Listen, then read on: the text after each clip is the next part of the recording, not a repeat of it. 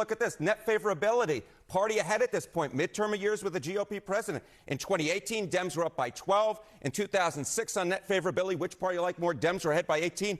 Republicans are actually ahead on net favorability at this point by 5 points. So Democrats are just simply put running behind their previous benchmarks, and they need to be running well ahead of them if they want to take back the United States Senate, given that map. To be clear, both parties are wildly unfavorable right now. However, Democrats are even more unpopular than Republicans. Some of these charts. Yeah, now the Democrats don't even like Democrats. That's not a messaging problem. It's a full-blown identity crisis. But tell us more, Harry. Even if the Democratic voters don't like their leaders, does that, to you, just jump out of the screen? This, to me, just jumps out of the screen because it screams primary challenges all over the map, and it says that even if Democrats don't like Donald Trump, they don't like their own party either when it comes to Congress. And overall, I mean, my goodness gracious. My goodness gracious. Harry, watch your language. But what point he's trying to point out is the Dems aren't necessarily going to cruise in the midterms like their leaders would have you believe. But if they do win back some seats, do you think they'll reevaluate some things considering their own voters don't even like them? You know, the funniest part is that the poll was done by CNN and all the Democrats were polled. I guess this network just wanted to give them a head on. That is the simple truth if you look into what is going on here. The bottom line is our caucus and our party is strong and united, and we are fighting very hard. The American people are rejecting Republican extremism and embracing the fact that Democrats are authentically making clear that we're going to work as hard as we can to make life better for the American people. Just not the American people that have an R in front of their names. All right, but not all Democrats are ignoring the party's glaring issues. 2028 hopeful Rahm Emanuel calling out the left for losing sight of what voters care about. You are worried about bathroom access and locker room access. Why don't you focus on classroom excellence? You have 50% of our kids not reading at grade level. We lost the plot.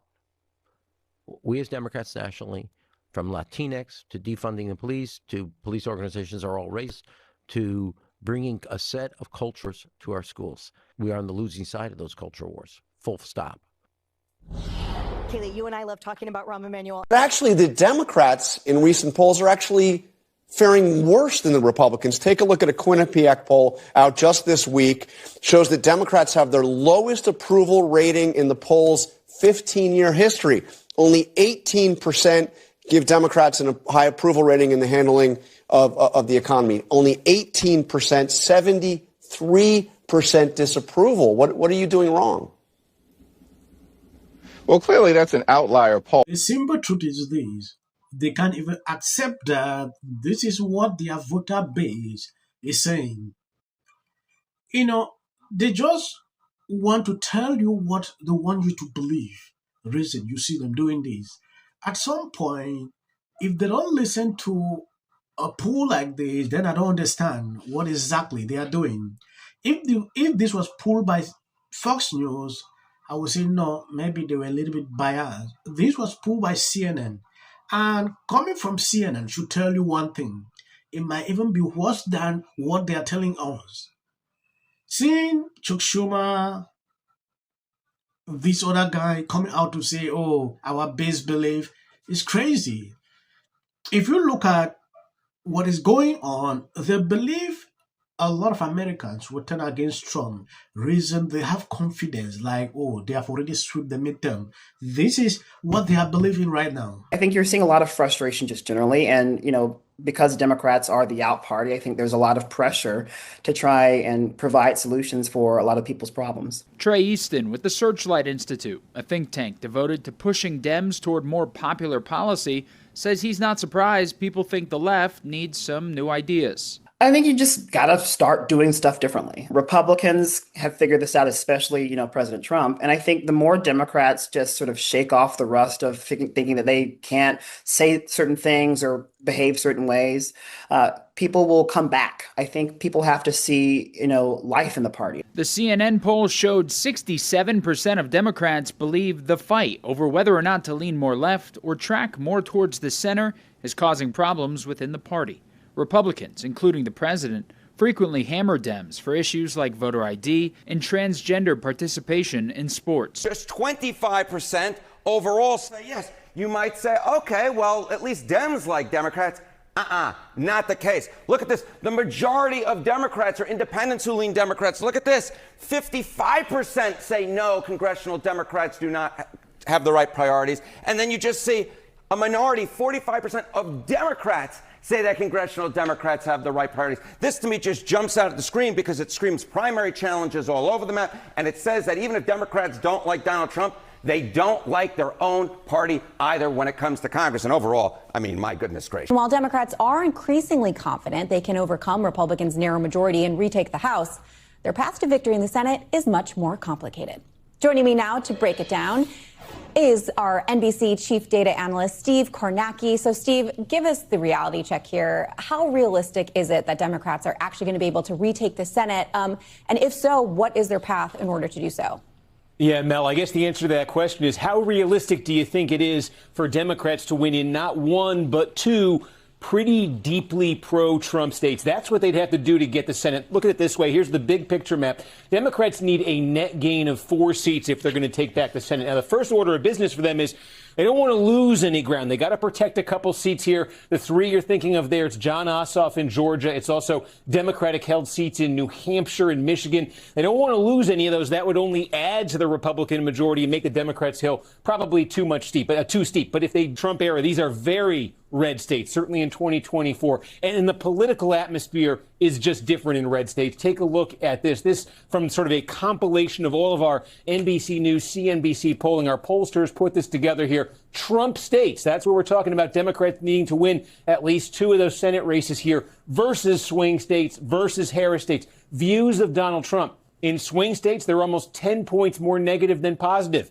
In Trump states, Trump is above water by 3 points. Views of the Democratic Party, they're not good anywhere. Yeah, if you take a look at what is going on, you realize what Democrats have in common right now is Trump derangement syndrome. Yeah, they all hate Trump. And it is very difficult to be in this position where your base don't like their party. Extremely difficult. When I look at this poll, at some point I was like, what is this? How can this be possible? They don't like Trump. They don't like their own base. You should understand better. How can you actually even resolve this? If you look at polls, when they talk about Trump, you realize almost all MAGA love Trump. Just a few, based on these recent CNN polls. But in the Democrat Party, it's difficult. Now they are very loud because they realize there are a lot of things to talk about Trump. Oh, Trump has done this one. Oh, Trump. Then they are forgetting to understand that very soon, Trump will not even be there. For them to be having these DDS. If that passes, one of the poorly educated. Thank you guys for always been sharing out the videos. I'm going to end here as of the short clips. That is for the white algorithm. Oh my! It's our job to tell which are the jokes and which are the things that are just part of his sometimes batshit agenda. So I get suspicious when anybody, whether it's no one should be above scrutiny. I think that Whoopi Goldberg, you might want to think. Isn't their whole testimony? Yes. I do. Yes, I do. And that.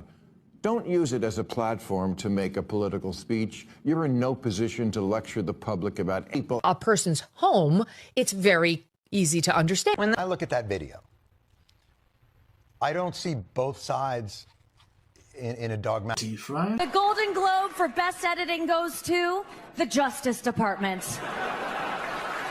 This is for her. This is for the people in the United States who are terrorized and scared today. Yes. Of course, this is for the mother. Babies are upstairs watching. Y'all better be off them damn phones and watching me. Thank you, everyone. I'm a little in shock about that. Maduro. Let your hatred and Sit this one out. Well, these guys. There you go.